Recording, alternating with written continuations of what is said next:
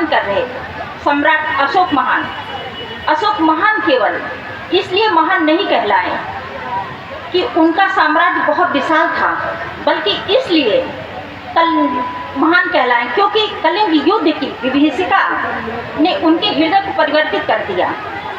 लाखों लोगों की मृत्यु देखकर उन्होंने तलवार छोड़ दी और धम्म, करुणा और समानता का मार्ग अपनाया। उन्होंने निश्चय किया, भारत की पहचान अब केवल विजय नहीं बल्कि विचार और शांति होगी।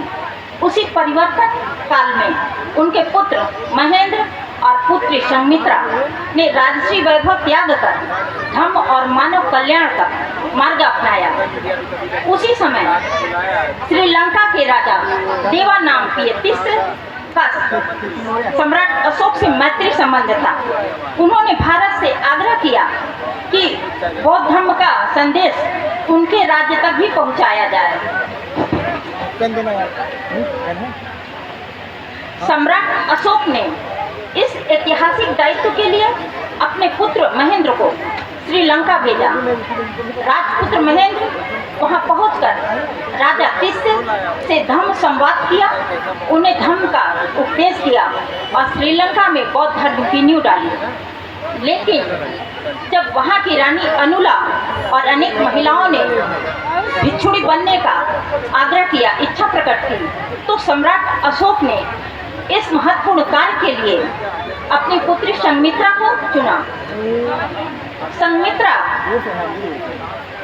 संमित्रा भारत से बोधि वृक्ष पीपल की पवित्र शाखा को लेकर श्रीलंका पहुंची। उन्होंने अनुराधापुर में उस शाखा को राजा तिस्से की उपस्थिति में रोपित किया गया। आज भी वह पवित्र वृक्ष श्रीलंका में जीवित है और यह प्रमाण है कि एक नारी द्वारा लगाया गया पौधा सदियों तक संस्कृति और आस्था को जीवित रख सकता है। संमित्रा ने वहां भिक्षुणी संघ की स्थापना की, महिलाओं को आध्यात्मिक शिक्षा दी और उन्हें आत्मसम्मान तथा स्वतंत्रता प्रदान की। उन्होंने केवल एक धार्मिक परंपरा को स्थापित नहीं किया, बल्कि भारत और श्रीलंका के बीच एक सांस्कृतिक और आध्यात्मिक सेतु का निर्माण किया। आज की भाषा में कहे तो संमित्रा भारत की पहली अंतर्राष्ट्रीय सांस्कृतिक और आध्यात्मिक प्रतिनिधि थी, जिन्होंने सीमाएं पार कर बुद्ध के धर्म से दुनिया को जोड़ा। प्राचीन युग में संमित्रा ने ज्ञान का दीप जलाया। आधुनिक युग में भी नारी ने विज्ञान की दुनिया में इतिहास रचा। वह नाम मैरी क्यूरी, उन्होंने रेडियोधर्मिता पर शोध किया और रेडियम तथा कृत्रिम तत्वों के पोलोनियम की खोज की। 1903 में भौतिक का नोबेल पुरस्कार उन्हें और उनके पति पियर क्यूरी को संयुक्त रूप से मिला। साथ ही वैज्ञानिक हेनरी बेकरल भी सम्मानित हुए। फिर 1911 में मैरी क्यूरी ने रसायन विज्ञान के क्षेत्र में दूसरा पुरस्कार, नोबेल पुरस्कार अकेले अपने नाम किया। वह विश्व की पहली महिला बनी जिन्होंने 2 बार पुरस्कार प्राप्त किया।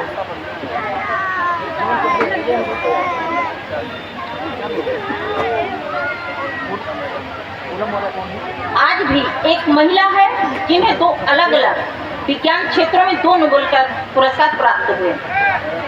यह प्रेरणा यही नहीं रुकी, उनकी पुत्री आयरीन क्यूरी ने भी कृत्रिम रेडियोधर्मिता की खोज की और स्वयं नोबेल पुरस्कार जीता।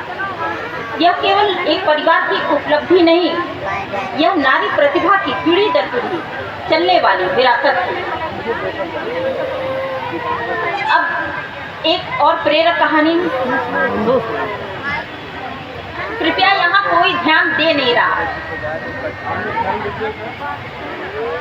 विश्व के महान आविष्कारक थॉमस एल्वा एडिसन की बचपन में स्कूल ने उन्हें अयोग्य बालक कहकर निकाल दिया तथा उनकी मां को पत्र लिखते हुए कहा कि उनका बेटा अल्पबुद्धि का है, वह पढ़ नहीं सकता। लेकिन उनकी मां नैन्सी एडिसन ने उस पत्र को सच अपने बेटे को नहीं बतलाया, एडिसन को सच नहीं बतलाया। उन्होंने कहा, तुम असाधारण हो, तुम असाधारण बालक हो, या स्कूल तुम्हारे योग्य नहीं है। माँ के उस विश्वास ने दुनिया को एक ऐसा वैज्ञानिक किया जिनके नाम 1000 से अधिक आविष्कार दर्ज हैं। जब भारत ब्रिटिश शासन के अधीन था, तब महिलाओं ने भी स्वतंत्रता संग्राम में अद्भुत साहस दिखाया। रानी